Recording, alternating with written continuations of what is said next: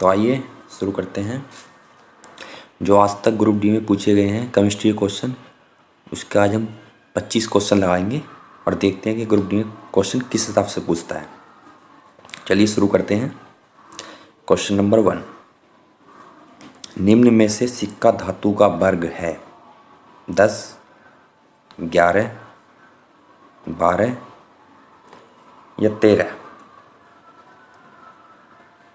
तो आपको सिक्का धातु का वर्ग बताना है, तो इसका आंसर होगा बी 11। देख लीजिए कैसे होता है। सिक्का धातु पहले बोलते किसे हैं, तो आपको पता है सिक्के हमारे किस धातु के बने होते हैं, कॉपर, एजी और एयू। तो जिस वर्ग में ये धातुएं होंगी वही हमारे सिक्का धातु हैं। तो अब देख लेते हैं, आप पीरियोडिक टेबल में चेक कर सकते हैं। इसमें आपको दिखाई दे रहा होगा कॉपर, एजी, एयू 11वें वर्ग में आते हैं। ठीक है, क्योंकि ग्रुप डी ब्लॉक डी 1 से 3 से लेके 12 तक होता है, तो ये ग्रुप 11 में आते हैं। नेक्स्ट क्वेश्चन, मैग्नीशियम में कितने संयोजी इलेक्ट्रॉन हैं? 1, 2, 3 या 4? आंसर बताएंगे। तो इसका आंसर होगा ऑप्शन नंबर बी 2। आप पहले ये देखिए संयोजी इलेक्ट्रॉन कहते किसे हैं। तो मैग्नीशियम का परमाणु क्रमांक कितना होता है? 12। इसके इलेक्ट्रॉनिक विन्यास लिखेंगे 2, 8, 2।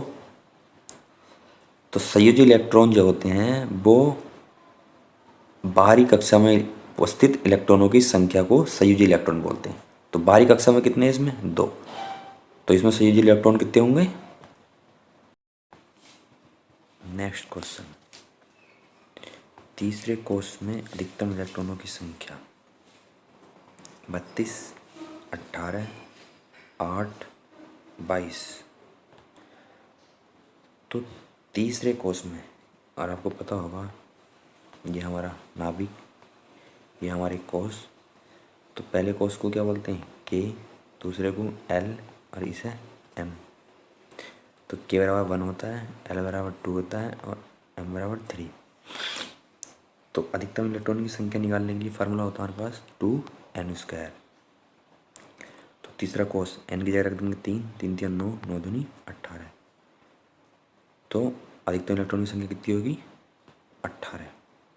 इसी तरह से अगर 2 के लिए पूछे तो n बराबर 2, 1 के लिए पूछे तो n बराबर 1, के एल एम एन, और n के लिए पूछे तो n बराबर 4। तो यहाँ 4 रख देंगे। ठीक है। नेक्स्ट क्वेश्चन, एक तत्व का परमाणु क्रमांक 13 है तो इसमें कितने कोष होंगे? परमाणु क्रमांक 13 दे रखा है, तो उसने पूछा कितने कोष होंगे? 2, 3, 4 या 5?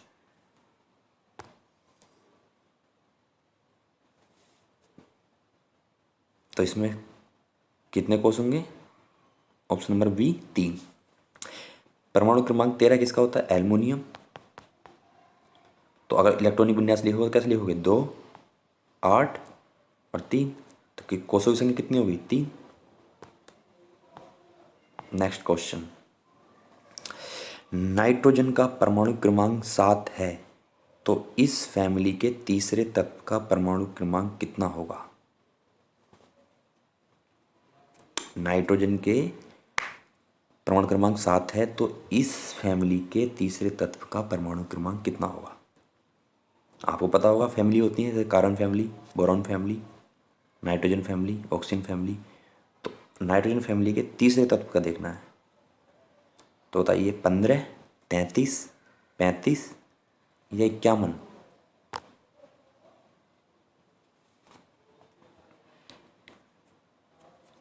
तो इसका आंसर होगा बी 33।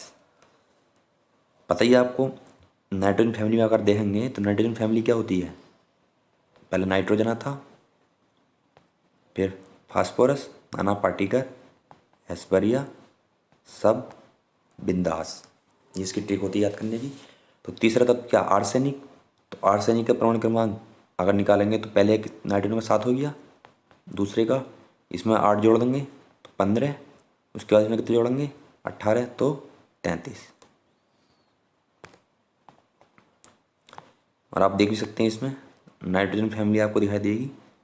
तीसरा तत्व क्या, AS आर्सेनिक, तो इसका परमाणु क्रमांक तो दे रखा 33। नेक्स्ट क्वेश्चन, कौन सी धातु हथेली पर पिघल जाती है, यानी ऐसी कौन सी धातु है जो हाथ पर रखने पर पिघल जाती है। Magnesium, potassium, gallium, aluminium. बताइए इसका आंसर। तो इसका आंसर होगा सी, गैलियम।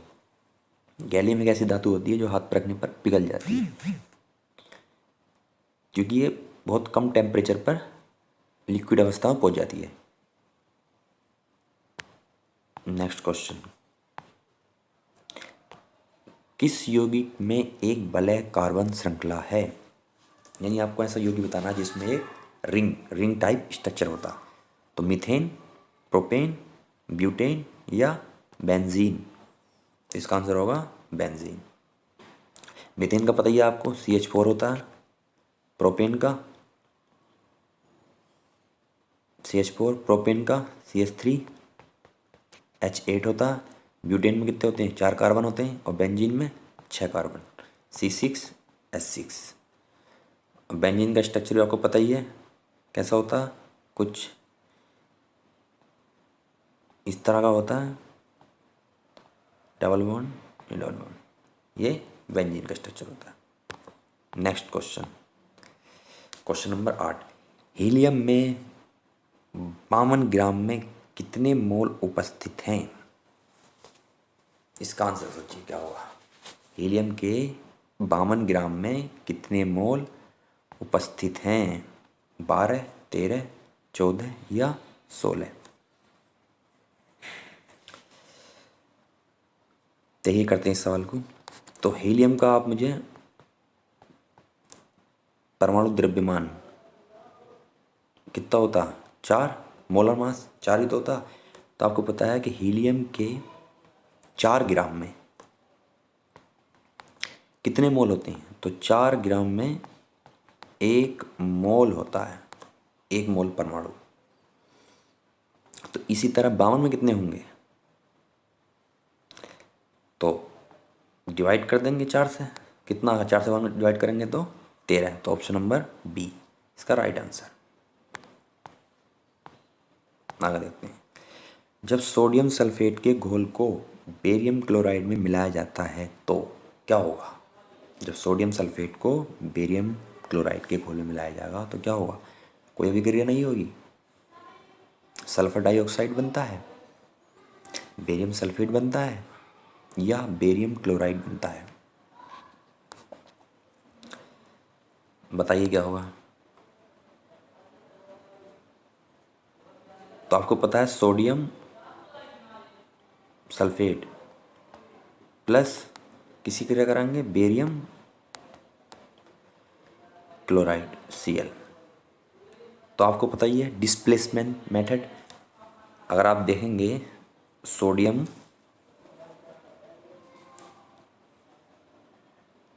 विद्युत रसायन जो श्रेणी होती है उसमें ऊपर आता है और बेरियम उसके नीचे आता है।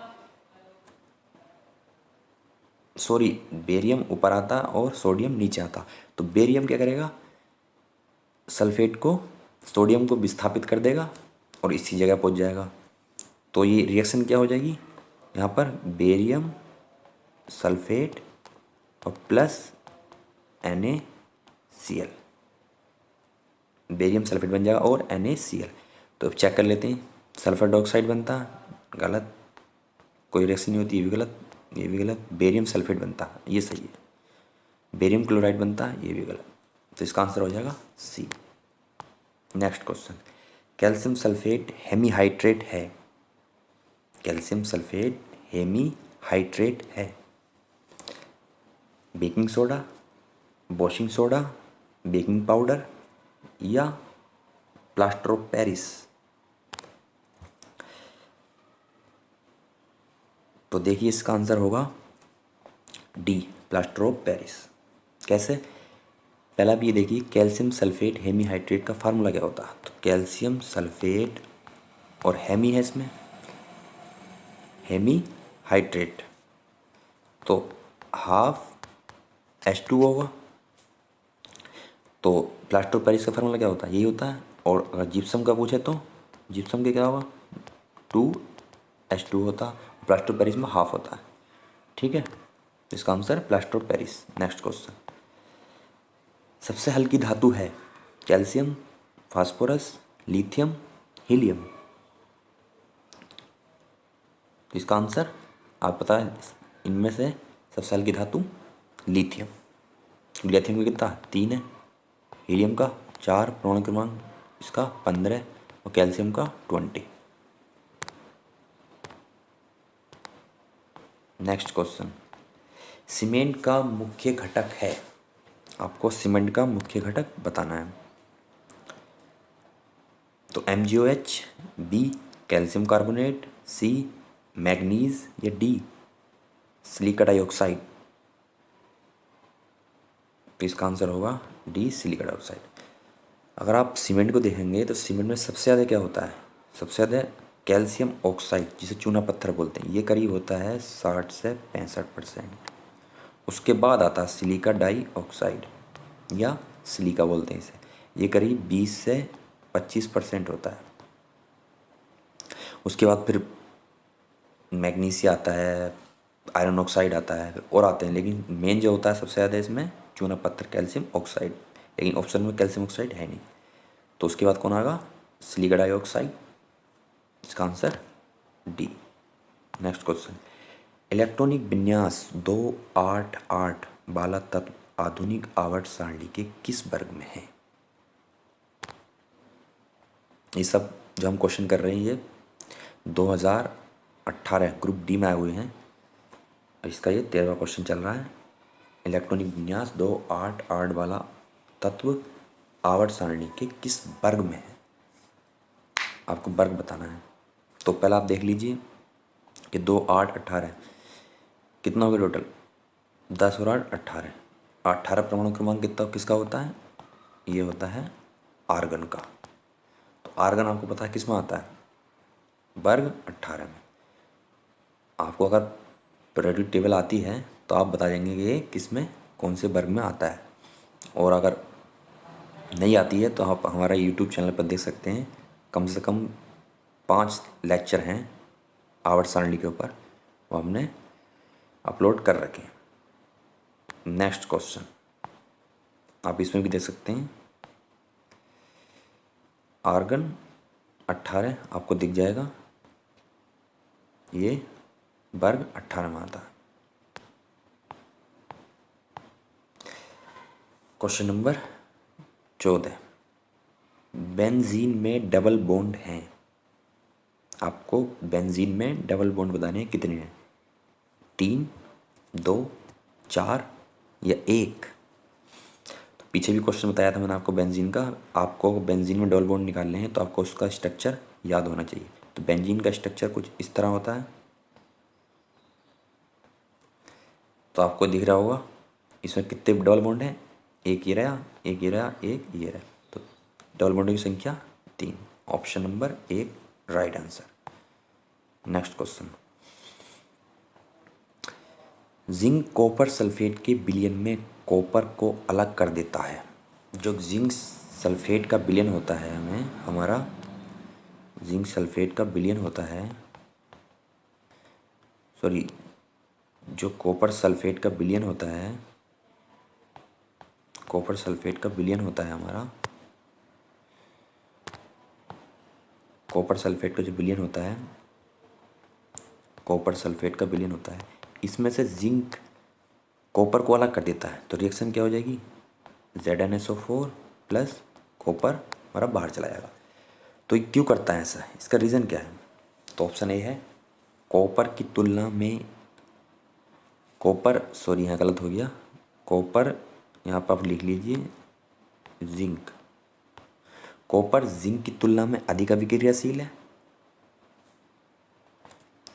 जिंक जो है हमारा कॉपर की तुलना में अधिक अभिक्रियाशील है, कॉपर की तुलना में कम ऑक्सीकृत है, सी कॉपर की तुलना में कम अभिक्रियाशील है, ऑप्शन डी कॉपर की तुलना में अधिक ऑक्सीकृत है। तो जिंक कॉपर को विस्थापित क्यों कर रहा है? क्योंकि जिंक हमारा जो जिंक है कॉपर सल्फेट के विलयन में से जिंक कॉपर को निकाल रहा है। क्यों? क्योंकि जिंक कॉपर से ज़्यादा अभिक्रियाशील है। तो इसका आंसर क्या होगा? कॉपर की तुलना में अधिक अभिक्रियाशील है। तो option number A right answer, copper की तुलना में अधिक अभिक्रियाशील। नेक्स्ट क्वेश्चन,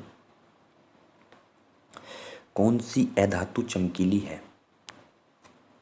तो आप देख सकते हैं किस लेवल के क्वेश्चन आते हैं ग्रुप डी में, बहुत आसान आसान से आते हैं। एक दो क्वेश्चन ही आपको टफ दिखाई देगा, वरना इजी है अगर आपने पीरियोडिक टेबल अच्छे से पढ़ रखी है। तो देखिए कौन सी अधातु चमकीली है? Neon, fluorine, iodine, chlorine. तो चमकीली धातु कौन सी है? आयोडीन। आयोडीन चमकीली धातु होती है। अगला क्वेश्चन, हाइड्रोजन का इलेक्ट्रॉनिक विन्यास निम्न में से किसके समान है? अब ने हाइड्रोजन का इलेक्ट्रॉनिक विन्यास पूछ लिया, किसके समान होगा? इन पूछा है ना, हाइड्रोजन जो है अगर आप पीरियोडिक टेबल पढ़े हुए हैं तो आपको पता होगा उसमें ग्रुप 1 को क्या बोलते हैं, ग्रुप 2 को क्या बोलते हैं, और जो 2 वर्ग होते हैं, हमारा एस ब्लॉक होता है, हमारे एस ब्लॉक में 2 वर्ग होते हैं, 1 और 2। तो इसमें आप एक को क्या बोलते हैं, दूसरे को क्या बोलते हैं? तो उन्होंने पूछा है हाइड्रोजन का इलेक्ट्रॉनिक विन्यास किसके समान होता? तो क्षारीय मृदा धातु के, क्षारीय धातु के, एक्रिय गैस या हैलोजन। तो आपको पता हाइड्रोजन एस ब्लॉक में आता है और एक्रिय गैस है, तो ये तो पी में पहुंच गई, तो ये तो होगा नहीं हमारा हैलोजन, ये भी ब्लॉक पी में पहुंच गया, ये भी नहीं होगा।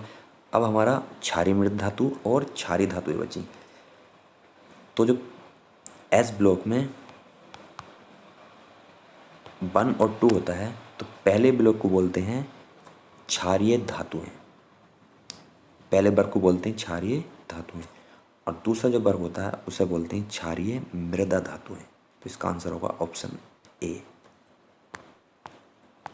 आप पीरियोडिक टेबल में देख सकते हैं इसे, जो पहला हमारा ग्रुप है हाइड्रोजन, लिथियम, सोडियम, पोटेशियम, इसे बोलते हैं हम क्षारीय धातुएं, ओनली क्षारीय धातुएं।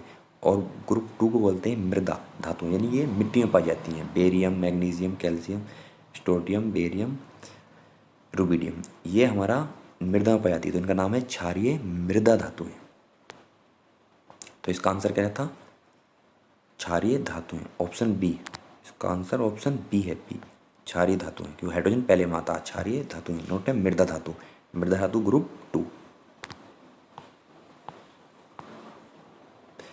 अगला क्वेश्चन, आधुनिक आवर्त सारणी में परमाणु क्रमांक 19 से 36 किस आवर्त में रखा गया? यानी आपको परमाणु क्रमांक दे दिया, परमाणु क्रमांक जो है हमारा 19 से 36, इसे कौन से आवर्त में रखा गया है? 5वें में, तीसरे में, चौथे में या छठे में? तो आपको 19 पता है आपको किसका होता है? पोटेशियम का। तो यानी आपको पोटेशियम चेक करना है कि कौन से आवर्त में है। तो आपको पता ही है, अगर आपको याद हो पीरियोडिक टेबल, तो हाइड्रोजन, लिथियम, सोडियम और पोटेशियम। हलीना करे रब से फरियाद, हलीना करे रब से फरियाद। तो पोटेशियम किस में आ गया? चौथे में। तो इसका राइट आंसर 4। नेक्स्ट क्वेश्चन, के, ये के है, के कोष में समायोजित किए जाने वाले इलेक्ट्रॉनों की संख्या कितनी होगी? यानी जो के कोष है हमारा, उसमें इलेक्ट्रॉन कितने आ सकते हैं? आपको पता है जो न्यूक्लियस होता है इसके और पास एक कोष होते हैं, तो पहले को क्या बोलते हैं? पहला कोष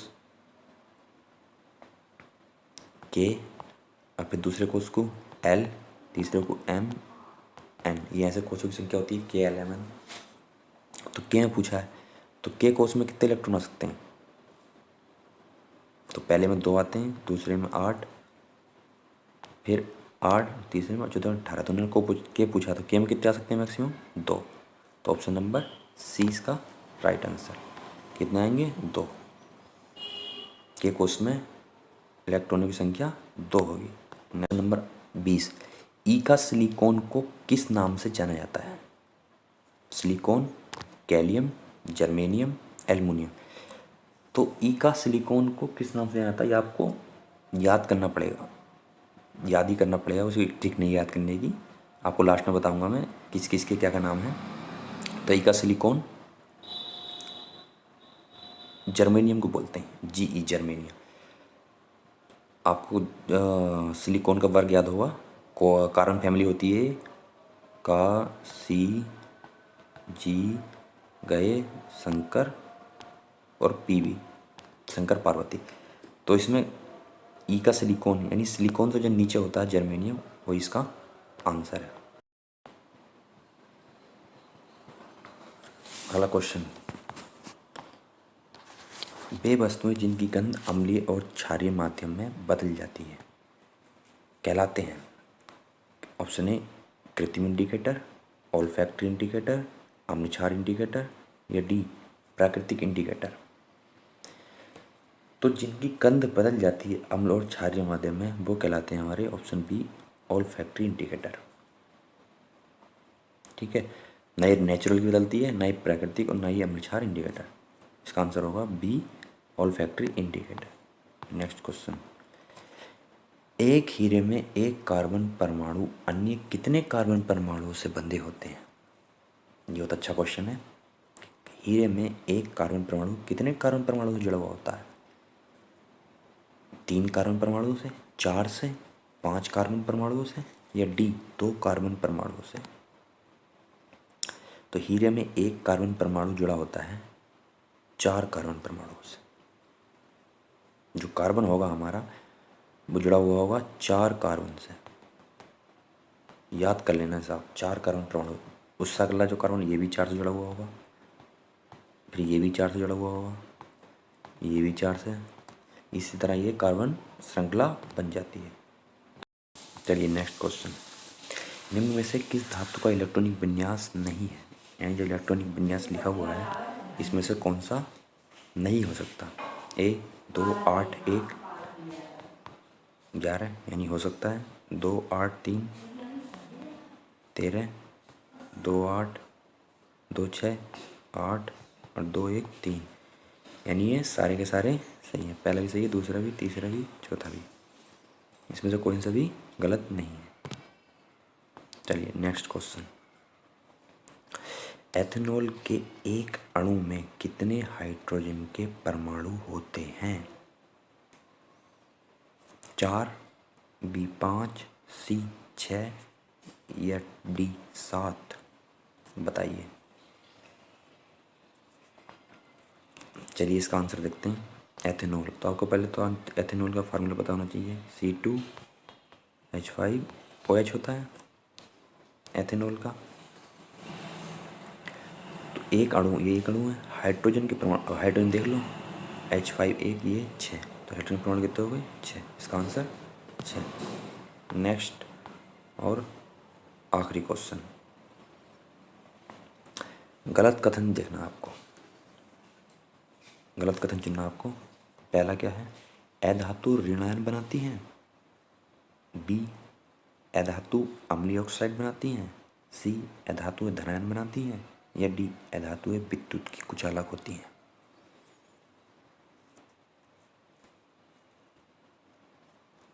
सोचिए, देखिए, आइए देखते हैं इसे। तो आपको पता है अधातु ऋणायन बनाती है, ये बिल्कुल सही है। अधातु क्यों बनाती है? ऋणायन। और धातु धनायन बनाती है, और अधातु ऋणायन। ऑप्शन बी अधातु अम्लीय ऑक्साइड बनाती है, ये बात भी सही है। अधातु ऑक्साइड कैसे होते हैं? अम्लीय होते हैं, और धातुओं के क्षारीय होते हैं। अधातु धनायन बनाती है, ये गलत है। अधातु विद्युत कुचालक होती है, ये भी सही है। तो इसका आंसर हो गया ऑप्शन सी। Right answer.